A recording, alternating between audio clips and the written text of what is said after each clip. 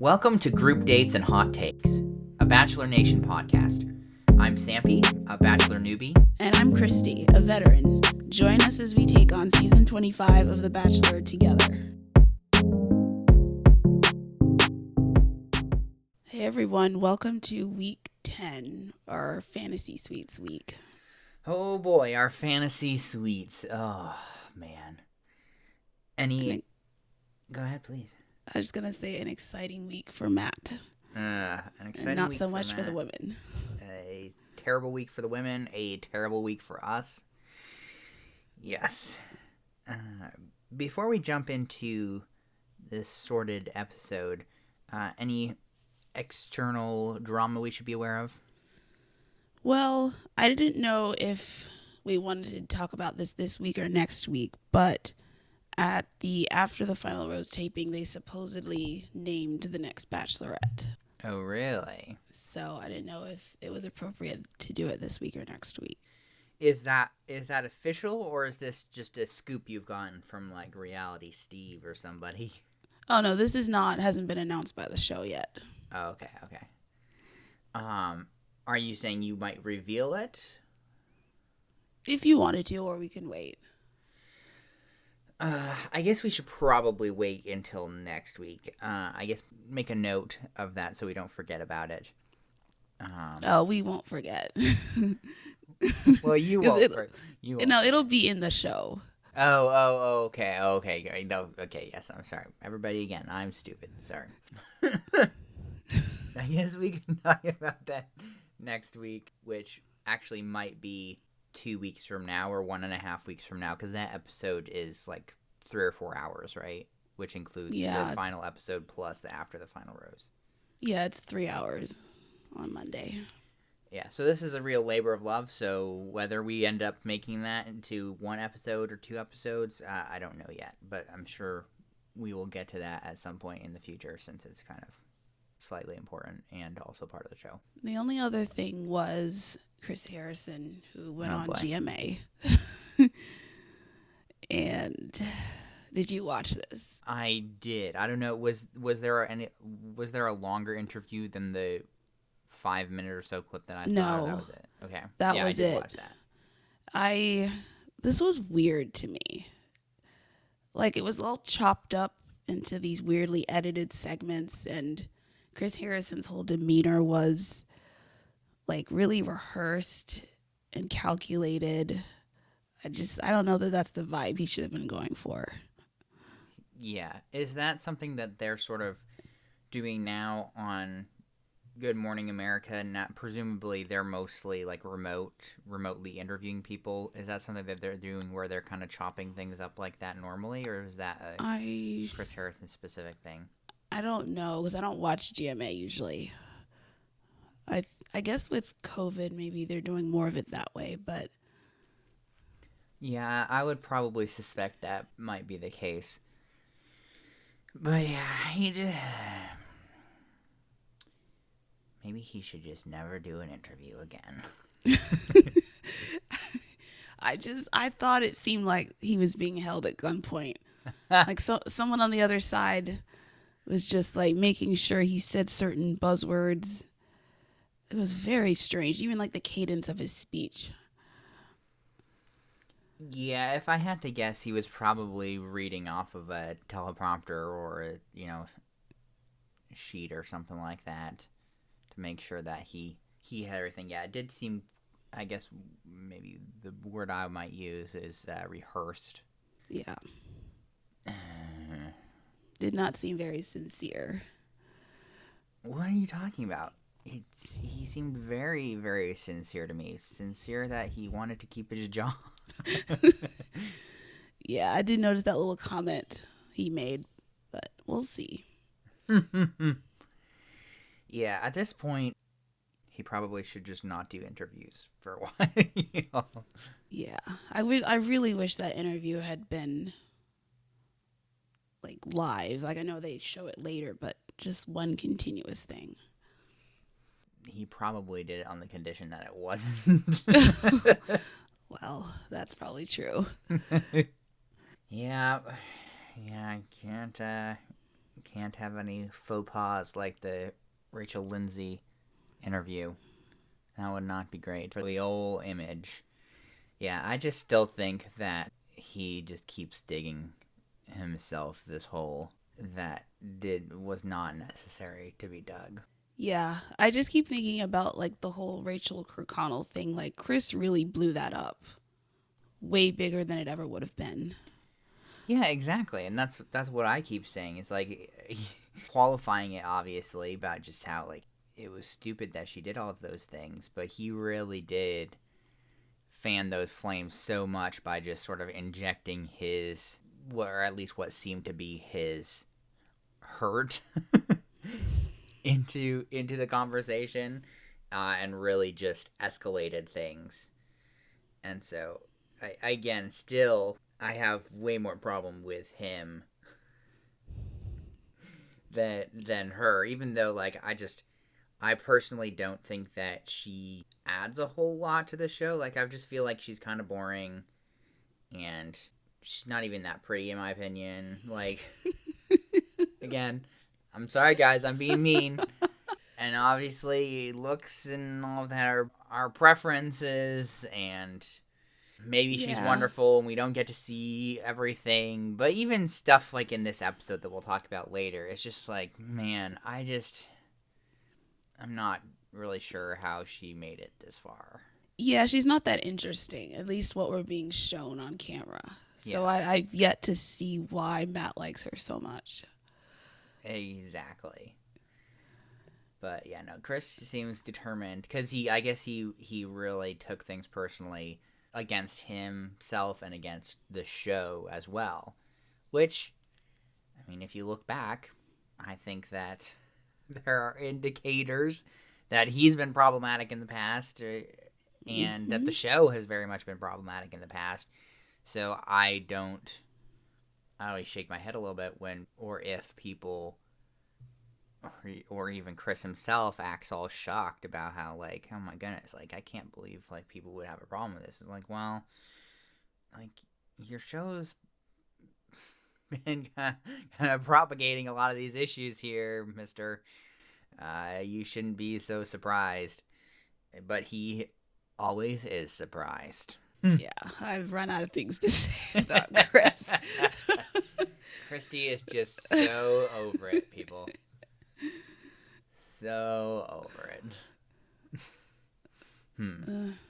Well, next week we won't see him, so I guess we still don't know who's going to be the actual host of The Bachelorette. We don't know if he's coming back or if they'll get somebody else. Well, will he still show up in the 2-person date, like, finale? Oh, that's true. Yeah, he'll still be there for that. But then, nope, bye-bye after the final rose. And then maybe bye-bye forever, though I doubt that, because people be crazy. But how about this episode, Christy? Well, we see that they are rooming together again, So which all is three just of them? awful. Yes. They don't usually do this, but they kind of started this last year with Peter's season. They had the final 3 women bunking together. That sounds like a terrible idea. Yeah, and it was even more awkward actually than this year because one of the final 3 was a virgin, and she was very worried about what Peter was doing with the other women. And it was a whole big thing. Oh, my word. And she had to like watch them come back into the room after their overnights. Oh, dear. Kind of like this year. That's unfortunate. Yeah, these there was a lot of tension. Yeah, this is just producers being extra cruel. How dare they? I do not appreciate that whatsoever. Yeah, but there was definitely, I mean, I don't know, is this sort of a usual level of tension? I mean, I feel like I would probably be pretty upset if I knew that, like, the person I was dating was off sleeping with somebody else. Yeah, but usually they don't see each other at all until the final 3 rose ceremony. Oh, really? So Okay, they're just okay. kind of by themselves. They have their date. They go back to their hotel or whatever, because usually it's in some foreign country. Okay, so this really is quite cruel. Yes, on purpose. Great. Yeah, that's unfortunate. Yeah, So and Chris arrives and drops off a date card for Michelle. yeah, which she probably felt quite good about because I don't imagine you'd really want to go last in that No. situation. First is the only acceptable position here. Yeah, that just with everything else that happens in these fantasy suites, yeah, you definitely want to be person number one for sure. Yeah. So Before we move on to the next thing, I just have to say that this sentence from Matt, when he says there's 3 women I could see myself marrying, is just so absurd. You only hear that on The Bachelor. yeah, that's quite bizarre. Nothing that a normal person would say. But every Bachelor says this, though. Ugh. So ridiculous. This simultaneous dating is so bizarre and I hate it. Hmm. Yeah, so then you were telling me. Sorry, go ahead. No, go. I didn't. I was just going to say combo with his dad. Yeah, that's what I was going to ask about. Um, is this something that happens where if like the lead was raised by a single parent that they go out and like find the No. one who's run away? This is odd. A lot of people on Twitter were upset that ABC is like perpetuating the absentee black father stereotype here when we've barely gotten to know anything about Matt, and then the one time they do decide to show more, it's this. Mm-hmm. So this was a bit odd, and also probably shouldn't have been aired, in my opinion. This felt very invasive. Yeah, I mean, it's this sort of conversation that would benefit from and should have privacy. Particularly if, and maybe I'm wrong here, but I sort of got the impression that Matt really hadn't talked to him much or at all since childhood. And maybe, Yeah, maybe I I'm don't know. wrong, but it did feel very weird and, as you said, invasive to kind of be like, oh, yeah, you haven't seen him in years, but here he is. Work out your issues. Ta-da. Yeah, I felt like these two needed therapy, and it just felt exploitative too. Like, I don't know if Matt's inexperience with being on a show like this caused him to be like, oh yeah, the producers think this would be a good idea, but I don't think it Yeah. was. I mean, I would agree with you that it was not a good idea. Uh, as I've said before, and I think most people would acknowledge, at least to some extent, the show is pretty exploitative. But this did sort of take it to a whole nother level. Yeah, we're getting into the weeds with his dad cheating and Yeah, his dad cheating and like starting other families. yeah, dad not being there for him. It was just rough. I also wish that they had not aired this. This was definitely a conversation that should have happened in private, for sure. Yeah, I wanted to read what Matt said about this. He went on Twitter and said, tonight's convo with my dad was hard to experience, and it's just as hard to watch all this time later, especially knowing the world is watching with me. I just wanted to say that too often we see dangerous stereotypes and negative depictions of black fathers in media, and they have consequences when presented without context. All I hope is that people watch that conversation with nuanced care and also an understanding that there are real systemic issues at play. I'm so proud of myself for being vulnerable. I'm so proud of my mother. I wouldn't be who I am without my dad. That's a fact. Interesting. So it almost sounds like he is a little unhappy that this whole thing happened. I mean, I don't know what it was like behind the scenes with bringing his dad in, but yeah, it's kind of unfortunate. The one thing that it kind of raised my eyebrows when he was talking about Chuck E. Cheese. yeah, I don't know if that was maybe something that like he did at one point with his father. Maybe like it just seemed like such a weird, like out of left field thing, like, and so specific, right? Because if you were can be like, oh, I should celebrate something, like you would not choose Chuck E. Cheese. Am I correct? Yes, that is correct. Which is why I thought that there must be some sort of other significance to that from his childhood or something for him to bring that up. Yeah, he also brought up the shoes thing, that like his dad would drop off shoes but not stick around. Yeah, that's true. Yeah. I don't know. This was just hard to watch. Yep. Welcome to The Bachelor.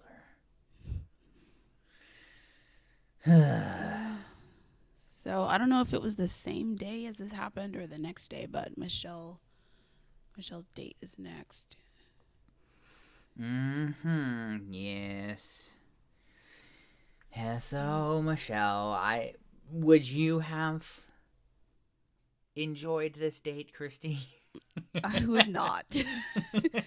I just they had a Pennsylvania Dutch spa day.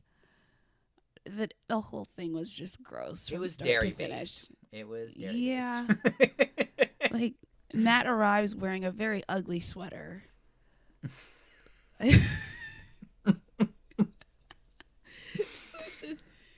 Dingy green / yellow. So mean, Christy.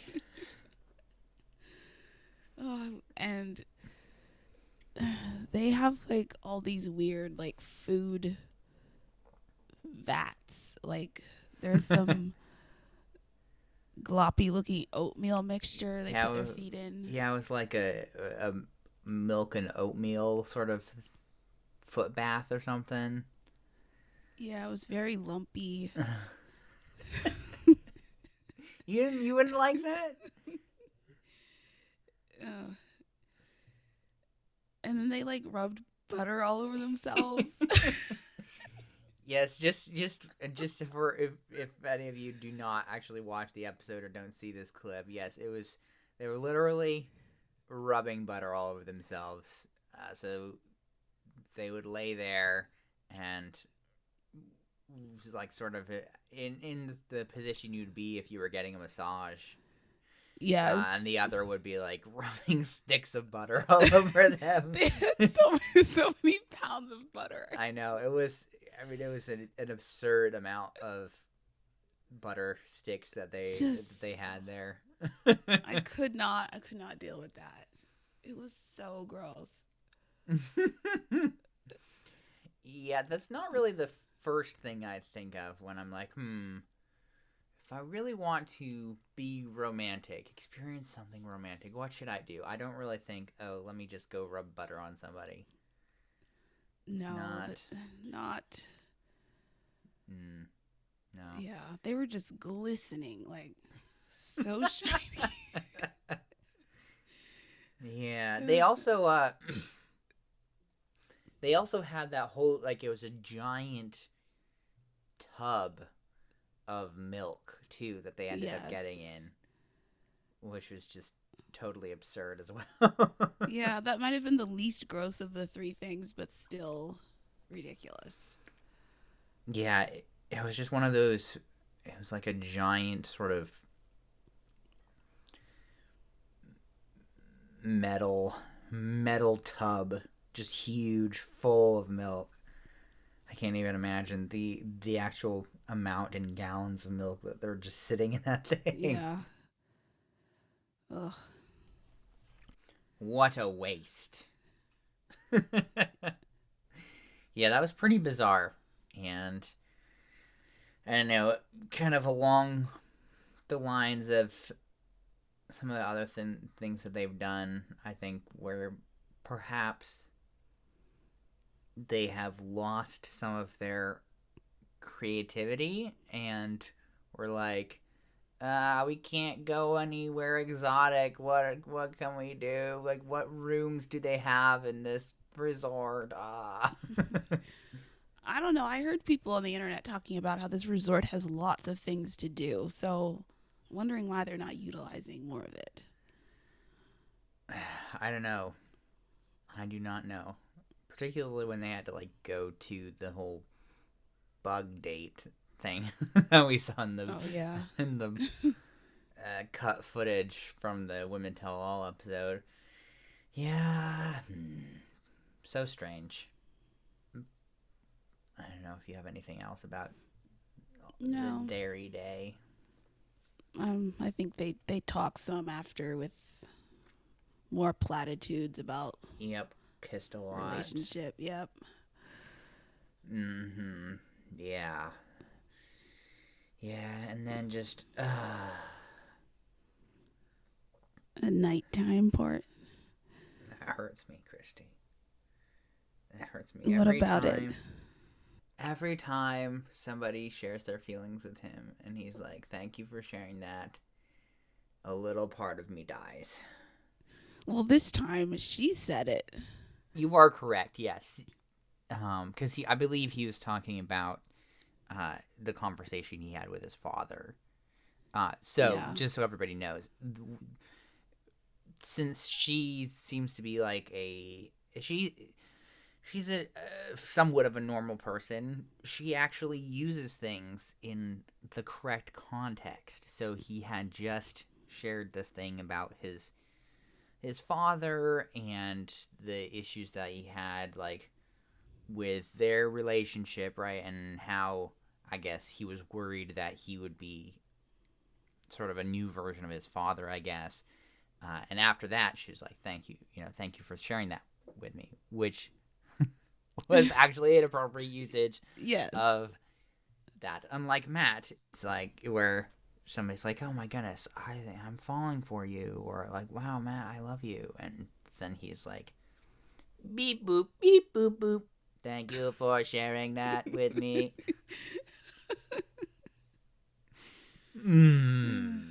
Yeah. Really great. And as I believe Abby said this, our great guest from our previous episode, he really is, and he's not a lawyer, he's a real estate person, but he is very much that sort of lawyer speak, in that he sort of just says a lot of stuff that kind of sounds vaguely nice, but doesn't really mean anything most of the time. Yeah, there's no substance. And so I have noticed that sort of thing happens a fair amount when he's talking to these people. But I will ask you, that's right, they had this super romantic dinner, blah blah blah blah blah blah. And then he like pulls out that envelope. That's like a Bachelor thing, right? Yes, it's another ceremonial thing where they always like pretend, ooh, what's this envelope that's here? And then they pull out this card with the same handwriting, which is not Chris's, even though it's signed by him at the bottom, with an old-fashioned key that doesn't fit any modern hotel room either. Oh wow, he had just 1-2 punch in here, yeah. And they all pretend not to, like, because basically, as I understood it right, it's like, are you guys going to sleep with each other or not? Yeah, but they all pretend like, oh, I just want some deep conversations. I want to progress our relationship. Yeah, okay. Come on, people. I don't believe that for a second. And so,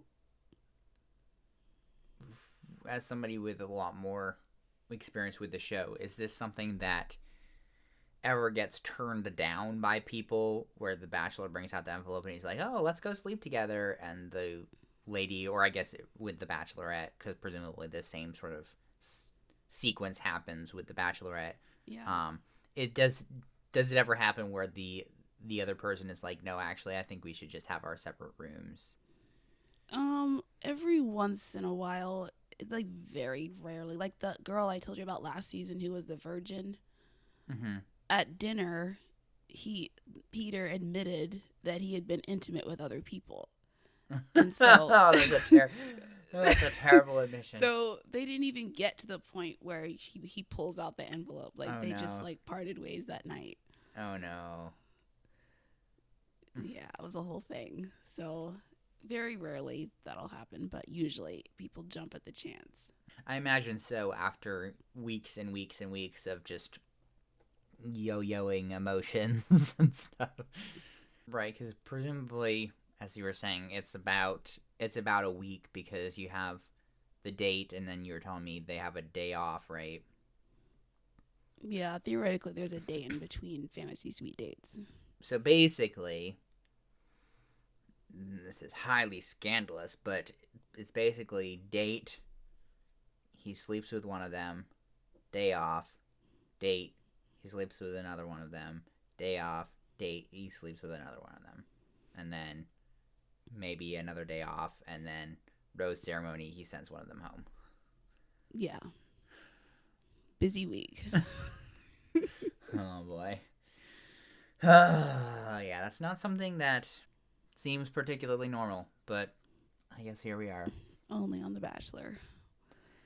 Although maybe no. I feel like in real life people do this sort of thing too. Yeah. It's just not usually as out in the open necessarily. Yeah. Yeah, so she did. Yeah, because, okay. Yeah, see. I think this is where what I was talking about. So she thanked him for sharing stuff with her in an appropriate context, and then later, because she told him directly that she was in love with him. And that's when he was like, thank you for sharing that with me. Yes, that was the next morning after they woke up.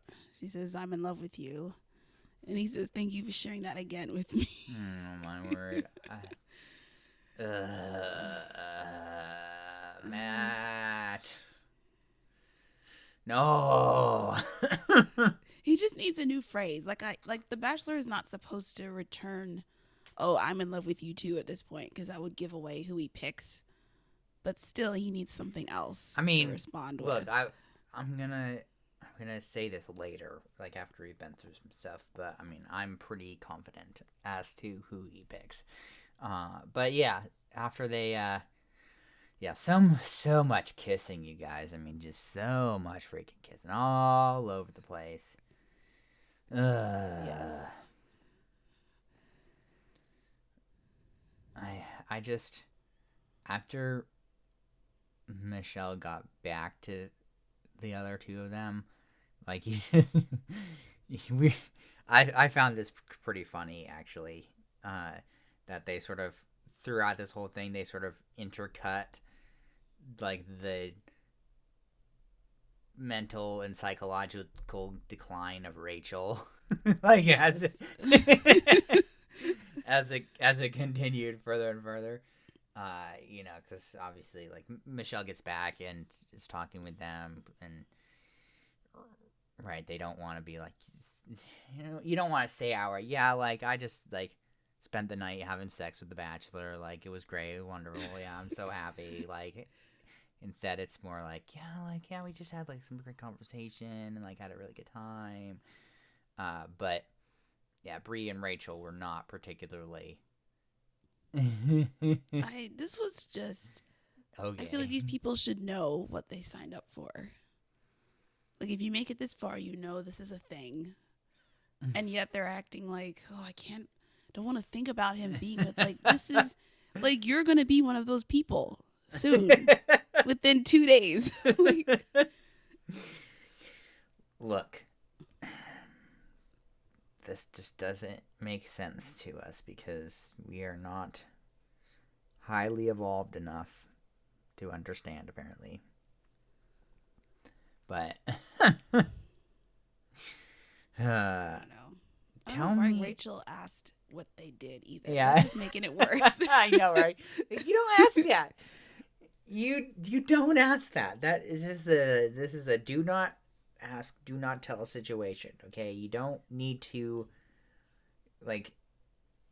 So what, you really think the lady's gonna be like telling you about like their sexual experiences with the Bachelor? No, she's gonna be like, yeah, we had a great conversation. Like we went to the spa and like had an oatmeal bath. Like we had a great dinner. Why are you doing this to yourself? Why? It is just torture. Why? Self-inflicted torture. Yeah, but how about this Bree date? Tell me about this. Well, it's a hiking / day camping date. I mean, Has Matt ever been on a hike before? I am skeptical. I don't think Bree has either. But I don't know. This was just another ran out of ideas date. I don't know. There wasn't much there. Like, they built a fire. Yeah, I mean, it was basically, right, so they're walking through the woods with their packs, like, saying innuendos, of course. Yeah. They, like, get to this fire pit. Matt lies about his camping abilities. Then he knows how to pitch a tent. You know, they finally put the tent together. More innuendos. Sitting there. She kind of freaks out for a little bit because she thinks they're going to actually have to stay there overnight. Yeah, which would be the worst fantasy suite of all time. I know. That's what I was that's what I was telling you as we were watching. I was like, man, if they actually made them sleep there, like, that would be... I would feel so incredibly angry and shortchanged. Yes. Because, like, everybody else, like, gets this comfortable bed. Like, I don't think they even... And obviously, I mean, I guess it makes perfect sense since they weren't staying out there for very long. But, like, it didn't look like they were, like, sleeping bags, but they didn't have any sort of sleeping pads at all. So they would have been directly on the ground. Like, it would have been so bad. And I would not have blamed her for being super angry if they had forced her to do that, but thankfully not. Yeah, I feel like if you get this date, you gotta be thinking, am I at the bottom of the totem pole? Oh, dang. Ouch. Yeah, that's pretty funny. But no, thankfully they were able to hike back in time to do some other stuff. Yep, they went to dinner. Mm-hmm. Bree says if Matt got down on one knee, I would say yes. Yeah. Bold statement. These women are all very enthusiastic about him. And he's not quite as enthusiastic. No. Especially when, like, Bree asked how he feels about an engagement. And he's like, oh, it's such a great question. That's what he does so much too. He's like, oh, wow, what a great question. Proceeds not to answer it. No. Like, he talks about what long-term commitment looks like and then launches into the same convo he had with Michelle about his dad and not wanting to be like him and getting over the hump. Yeah. Is Bree's the one too who had the single mom, right? Is that true? Yeah. Okay. That's what I thought. So yeah, that was sort of a way that they connected. Yeah. She says she is so in love with him. They don't show like Matt's response to that other than like making out, but in a voiceover he says it's a great feeling. Oh,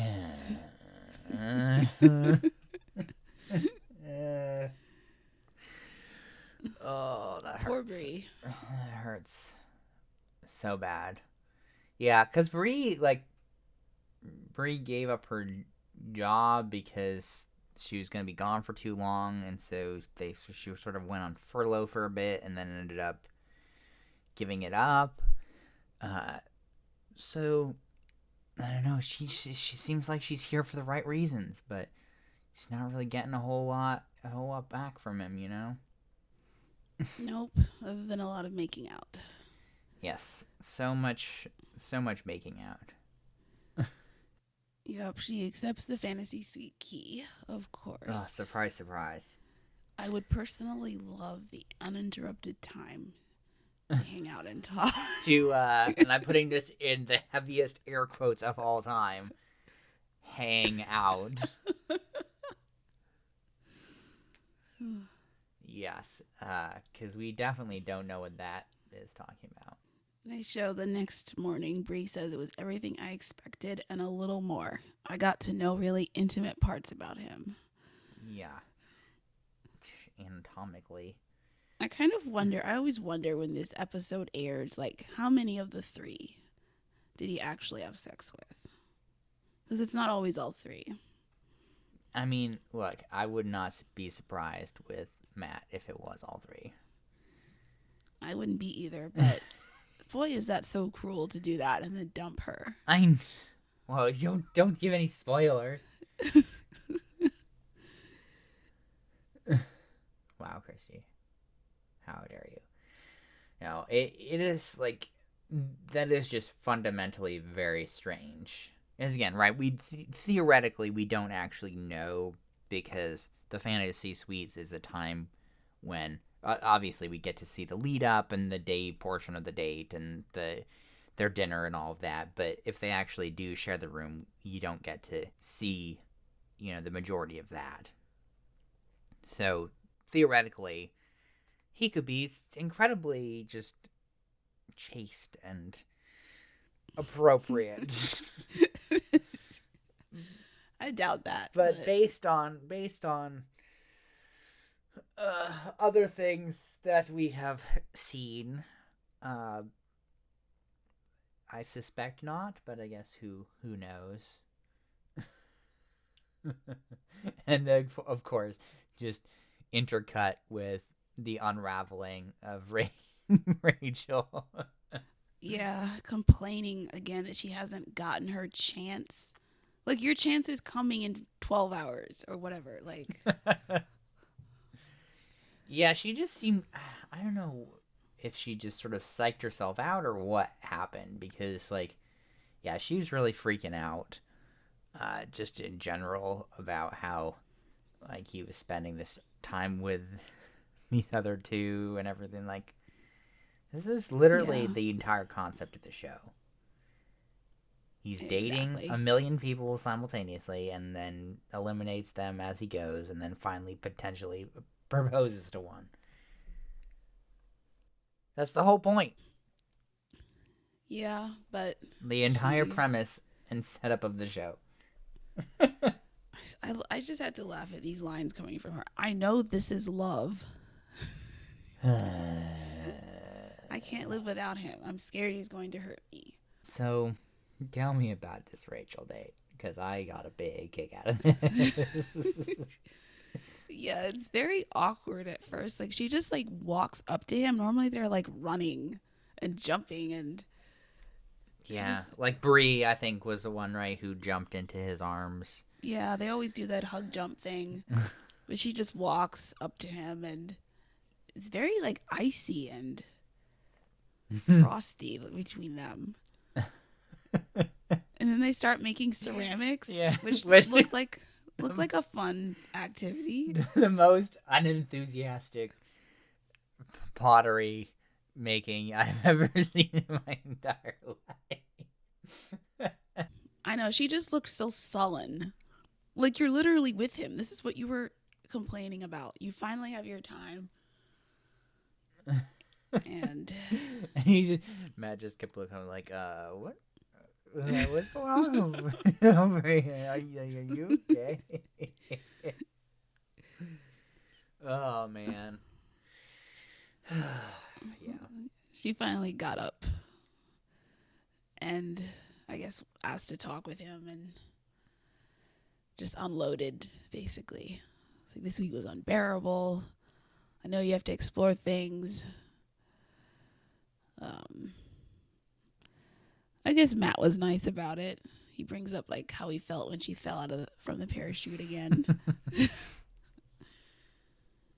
She says she's completely in love with him. I don't remember what he said after that, but probably just making out. Well, so here's the thing, and I should have written this down more specifically, and this is what I was going to mention earlier, is that because I believe, and I'm sure I'll be corrected by our eagle-eyed listeners here, but I believe he actually had an ITM after that. Because I was thinking last night about how Rachel was really the only one that he's actually, and he hasn't necessarily like entirely reciprocated to her, but he's like, she's the only one that he's really like made it more clear that like he actually likes her, right? Because like all the other ones, he's just like, thank you for sharing that, like, or with Bree about how like in the interview, like, man, it feels so good to like have somebody feel that way about you, but really nothing from his perspective. But I believe we actually got a little bit, and again, I believe it was in a quick ITM where he actually did say something more substantive. Yeah, and then also like on their first one-on-one, he did return like, "I'm falling for you too," which I think Rachel's the only one he said that to. Yeah, which is why, again, just more like confirmation that I think I'm right. Mm-hmm. Which is a bummer, right? Because I do think that like Michelle is way more interesting of a person. For sure. Plus, like, if the apocalypse happens, like, she's pretty jacked. Like, she could protect you. Like, she's just a funny person from what I've seen. Like, yeah, it's real. Bummer that Rachel seems to be the favorite. But, oh well. Stuff happens. Yeah, at nighttime, Matt literally has the same copy and pasted convo from the previous 2 days. Yes, you about did his dad. say you're like, he said this exact same thing 2 other times. Yeah, almost word for word. Yep. Yeah, that was I mean, I guess it's kind of maybe tough to spin it in a different way. It's just weird for us watching, being like, yeah, wow, you just like, again, sort of going back to the hometowns where the one dad was like, what are you doing here? Like, are you like, why are you like, why do you even like my daughter? Like, you have all these other women, and he was just saying the exact same thing, copy paste, copy paste, copy paste. Yeah. Must be hard to be the Bachelor. So strange. Apparently. Yes, more kissing. And do they just do the fireworks to be like, she's the favorite? Like, what is the deal with that? Because they were lighting off fireworks in the evening for them. I think it's kind of like a euphemism, maybe. I don't know if it's necessarily means she's the favorite, but so many euphemisms this show. Our poor listeners. Hopefully they are more innocent and pure than we are and did not notice them. Hopefully not. Yeah, it's just kind of strange to see. They just like totally cut out the next morning. Yeah, it was just maybe they were short in time, but Well, you gotta have the rose ceremony, right? And I can't get off the schedule again here so late in No. the game.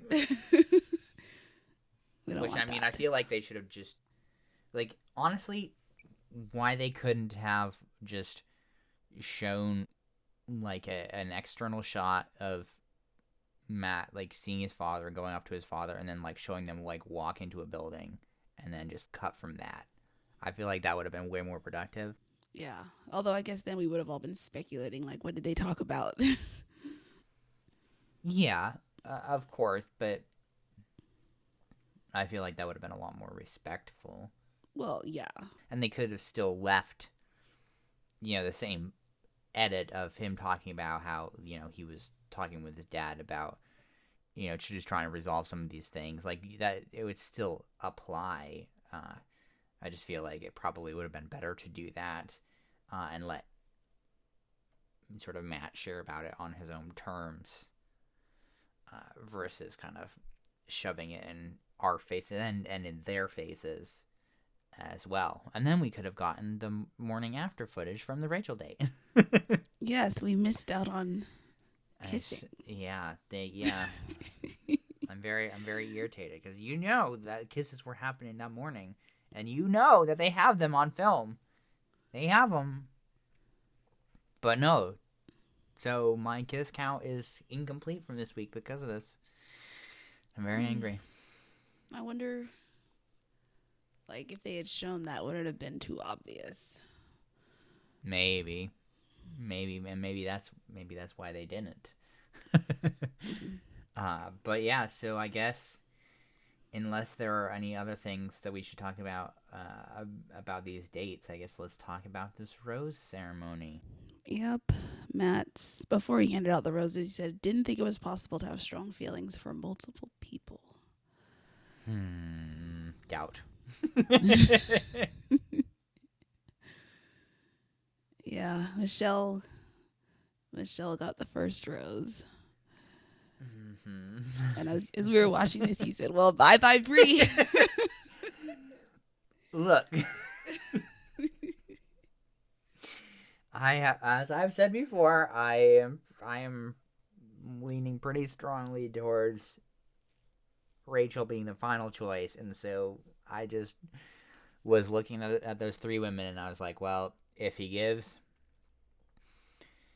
the rose to one of the other two, like the first rose to one of the other two, then you just automatically know the other lady is screwed because of course it's gonna be Rachael.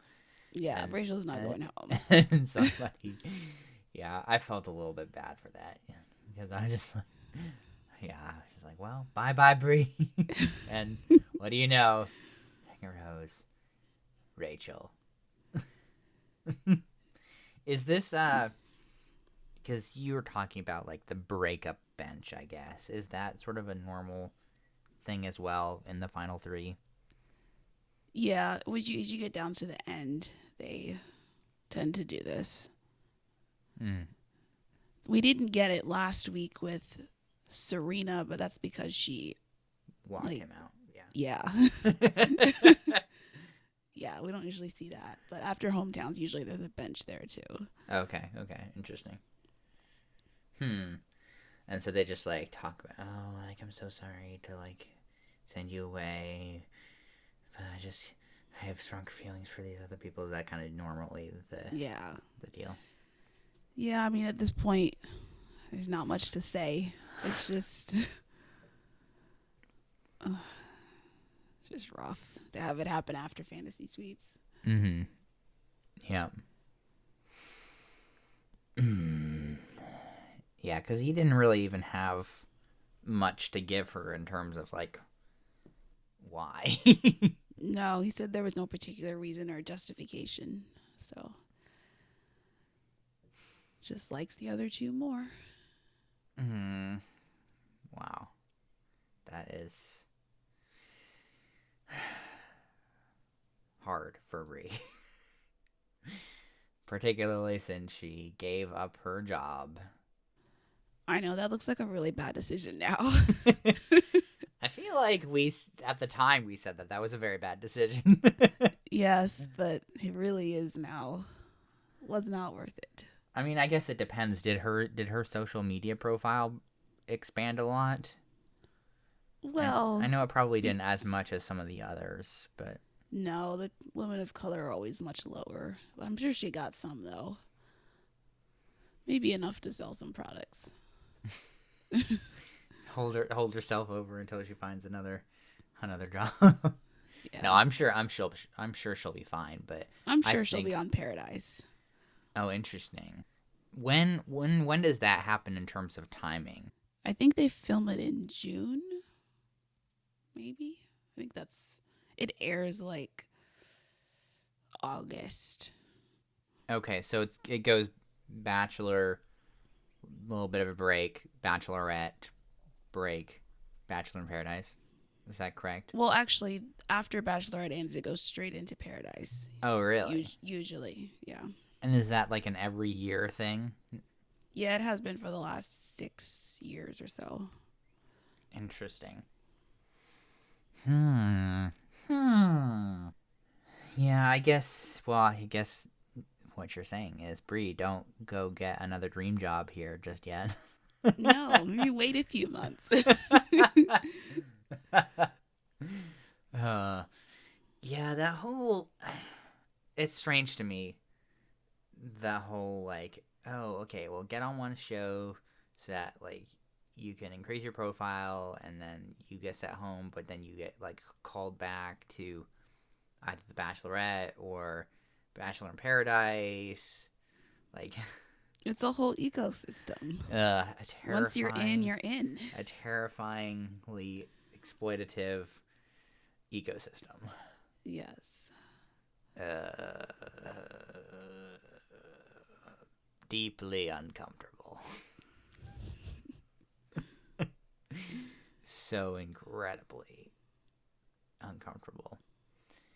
But yeah, so down to the final two. Michelle Young and Rachael Kirkconnell. I don't even know, how old is Rachael? Is she I want to say like mid-20s maybe. Okay. I feel like she's a bit on the younger side. Yes. I want to say she's 24 because weren't people saying that she was 21 when she went to that party? Oh. And that was 3 years ago. Yeah, that's probably right. So she's probably around 24. That's pretty young. And I have no idea how old Michelle is, but she does seem like a bit older. She's late 20s. Or at least more mature, perhaps. Definitely. See, that's the whole thing is, and I shouldn't like put my stuff on the show because like obviously I never would go on the show, but it's just so strange to me how you go on the show and don't end up picking actual women. Right? And maybe this is mean to say, but like it seems like a lot of the time a lot of these people are sort of more towards the children end of spectrum, just like being either like being really young in age or just sort of like maturity level. It's just why like you should just choose an actual like a woman. Well, the problem is most of the people coming on the show are not actually looking to get married right now. They're there to be influencers. So that's why so many of them are like early 20s, mid-20s, just there to grow a following. I hate it, Christy. I hate it. You just have to look at it through a different lens. This show is not about love. Well, and I've talked about that a lot in the past. Well, is there anything else we should cover before I go to my kiss count? No, I think we got everything. Okay, this is a pretty short episode this week. It was all fast and furious. I hate to say this, people, but I have 33. Wow. As the number. That's a new record for a week. Yes, well, that is over double our previous highest. Yeah, well, we had to make up for last week, which had none. That is true.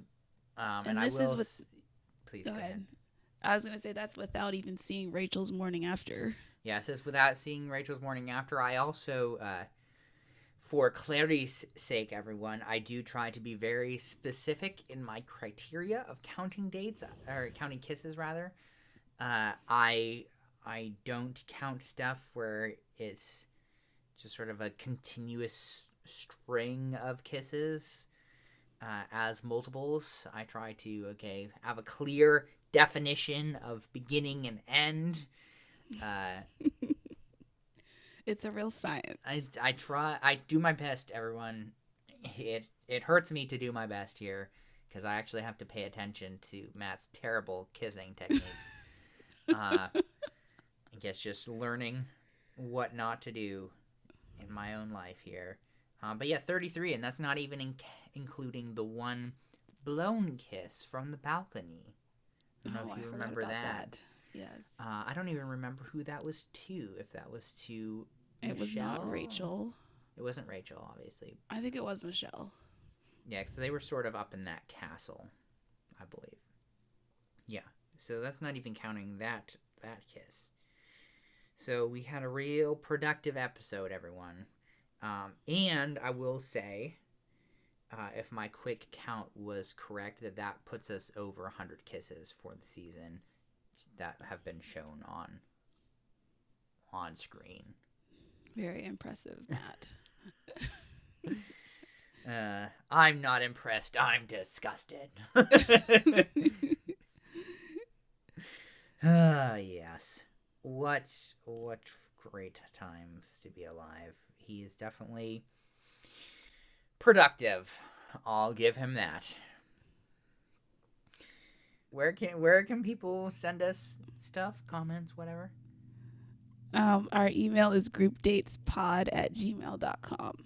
Yes, and we do check that. So if you have any questions or comments or things that you want us to go over or include in the show, maybe, definitely email us because we're pretty new to this whole podcasting thing, and we want to create a show that is interesting, gets your attention, is compelling.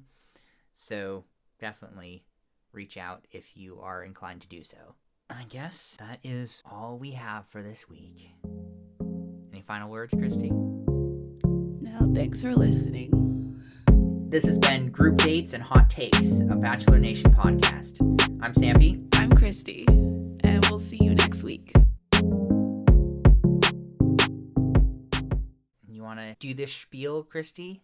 Tell the people where to reach us? Oh, yeah, we're on Instagram, Group Dates Podcast, and our email is groupdatespod@gmail.com. And what's that email? groupdatespodcast@gmail.com. No, you were right before. I just wanted you to say it again.